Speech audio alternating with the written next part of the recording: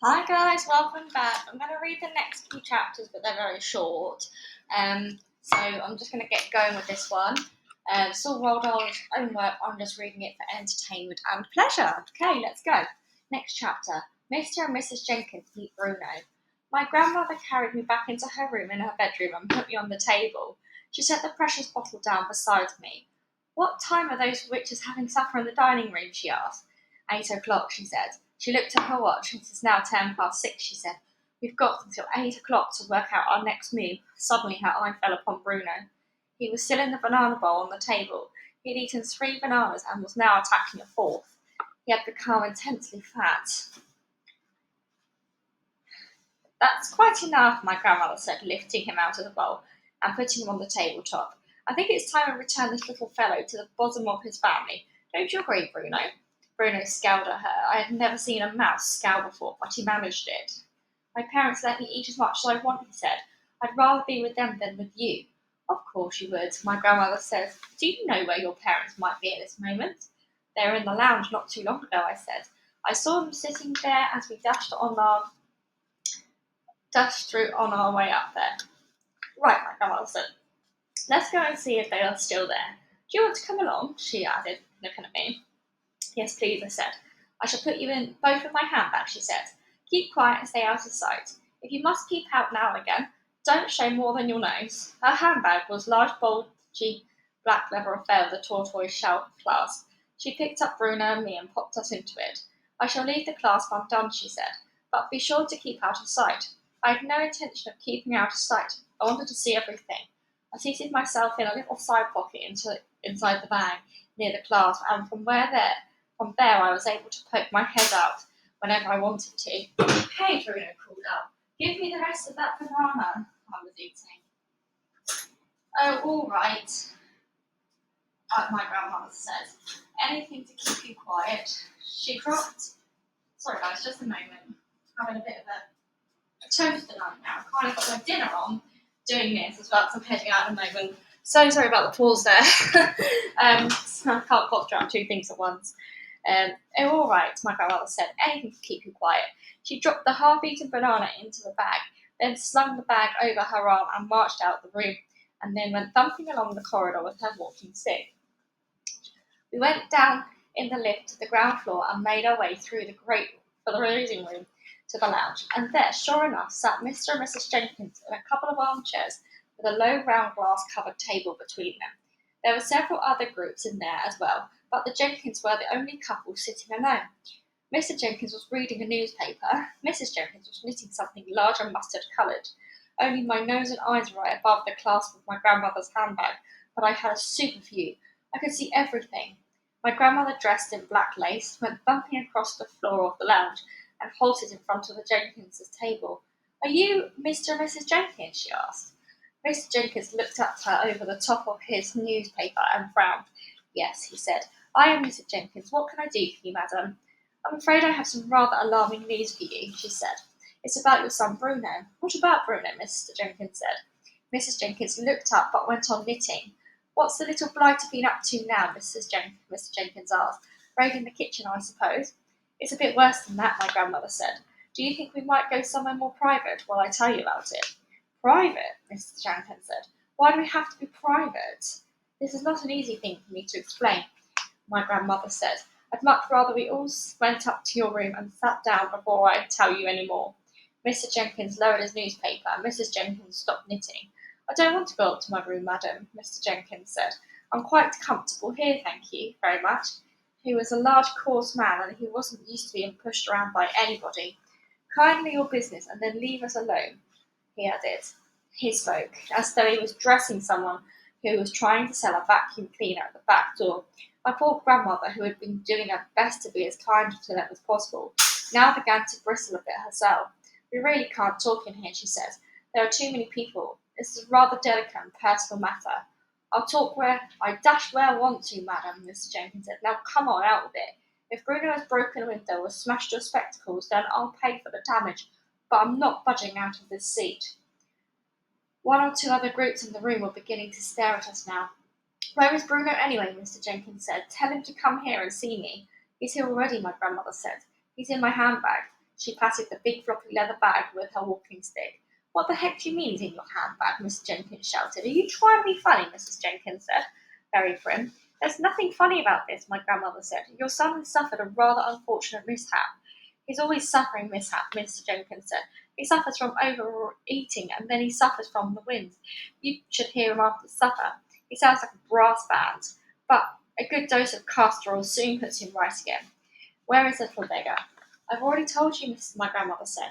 He's in a handbag, but I do think it might be better if we went somewhere private before you meet him in his present state. This woman's mad, Mrs. Jenkins said. Tell her to go away. The plain fact is, my grandmother said, that your son Bruno has been rather drastically altered. Altered? Shouted Mrs. Jenkins. What the devil do you mean, altered? Go away, Mrs. Jenkins said. You're a silly old woman. I'm trying to tell you as gently as I possibly can that Bruno really is in my handbag, my grandmother said. My own grandson actually saw them doing it to him. Saw who doing what to him, for heaven's sake, shouted Mrs. Jenkins. He had a black moustache which jumped up and down when he shouted. Saw the witches turning him into a mouse, my grandmother said. Call the manager, dear, Mrs. Jenkins said to her husband. Have this mad woman thrown out of the hotel. At this point, my grandmother's patience came to an end. She fished around in her handbag and found Bruno. She lifted him out and dumped him onto the glass-topped table. Mrs. Jenkins took one look at the fat little brown mouse who was still chewing a bit of banana, and she let out a shriek that rattled the crystals on the chandelier. She sprang out of her chair, yelling, It's a mouse! Take it away! I can't stand the things! It's Bruno, my grandmother says. You nasty, cheeky old woman, shouted Mr. Jenkins. He started flapping his newspaper at Bruno, trying to sweep him off the table. My grandmother rushed forward and managed to grab hold of him before he was swept away. Mrs. Jenkins was still screaming her head off, and Mr. Jenkins was towering over us and shouting, Get out of here! How dare you frighten my wife like that? Take your filthy mouse away this instant. Help! Screamed Mrs. Jenkins. Her face had gone the colour of an undesirable fish. Well, I did my best, my grandmother said, and with that she turned and sailed out of the room, carrying Bruno with her. Next chapter, the plan. When we got back to the bedroom, my grandmother took both me and Bruno out of her handbag and put us on the table. Why on earth didn't you speak up and tell your father who you were? She said to Bruno. Because I had my mouth full, Bruno said. He jumped straight back into the bowl of bananas and went on with his eating. What a very disgraceful little boy you are, my grandmother said to him. Not a boy, I said, a mouse. Quite right, my darling, but we don't have time to worry about him at this moment. We have plans to make. In about an hour and a half's time, all the witches will be going down to supper in the dining room, right? Right, I said. And every one of them has got to be given a dose of mouse maker, she said. How on earth are we going to do that? Grandmama, I said, I think you're forgetting that a mouse can go places where human beings can't. That's quite right, she said. But even a mouse can't go creeping around on the table carrying a bottle and sprinkling mouse maker all over the witch's roast beef without being spotted. I wasn't thinking of doing it in the dining room, I said. Then where? She said. In the kitchen, I said, while their food is being got ready.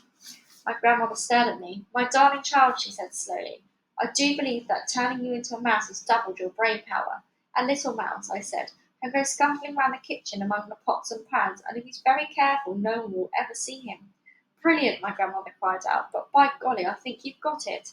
The only thing is, I said, how do I know which food is theirs? I don't want to put it in the wrong saucepan. It would be disastrous if I turned all the other guests into mice by mistake, and especially you, Grandmama. And you'll just have to creep into the kitchen and find a good hiding place and wait and listen. Just lie there in some dark cranny listening and to what the cooks are saying, and then, with a bit of luck, somebody's going to give you a clue. Whenever they have a big party to cook for, the food is always prepared separately. Right, I said. That's what I'll have to do. I shall wait there and I shall listen and hope for a bit of luck.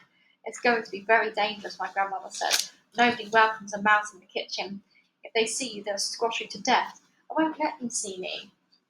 Don't forget you'll be carrying the bottle, she said, so you won't be nearly so quick and nippy. I can run quite fast standing up with the bottle in my arm, I said. I did it just now, don't you remember? I came all the way up from the Grand High Witch's room carrying it. What about unscrewing the top, she said. That might be too difficult for you. Let me try, I said. I took hold of the bottle and, using both my front paws, I found I was able to unscrew the cap quite easily. That's great, my grandmother said. You really are a very clever mouse, She glanced at her watch. At 7:30, she said, I shall go down to the dining room for supper with you in my handbag. Shall then release you under the table together with your precious bottle. From then on, you'll be on your own. You'll have to work your way unseen across the dining room to the door that leads to the kitchen. There'll be waiters going in and out of that door all the time. You'll have to choose the right moment and nip in behind one of them. But for heaven's sake, be sure that you don't get trodden on or squeezed in the door. I'll try not to, I said, and whatever happens, you mustn't let them catch you. Don't go on about it, Grandma, you're making me nervous. You're a brave little fellow, she said. I do love you. What shall we do with Bruno? I asked her. Bruno looked up. I'm coming with you, he said, speaking with his mouth full of banana. I'm not going to miss my supper. My grandmother considered this for a moment. I'll take you along, she said, if you promise to stay in my bag and keep absolutely silent. Will you pass food down to me from the table? Bruno asked. Yes, she said, if you promise to behave yourself. Would you like something to eat, my darling? She said to me. No, thank you, I said. I'm too excited to eat, and I've got to keep fit and frisky for the big job ahead. It's a big job, all right, my grandmother said. You'll never do a bigger one. Okay, guys, the next chapter will be called In the Kitchen, but that is a rather long one, so I am going to stop it there. Thank you so much for listening. Sorry about the short pause in between. I do like to start a million jobs at once and then realise that it wasn't the best idea. So thank you again for listening, and until the next read along. Bye, guys.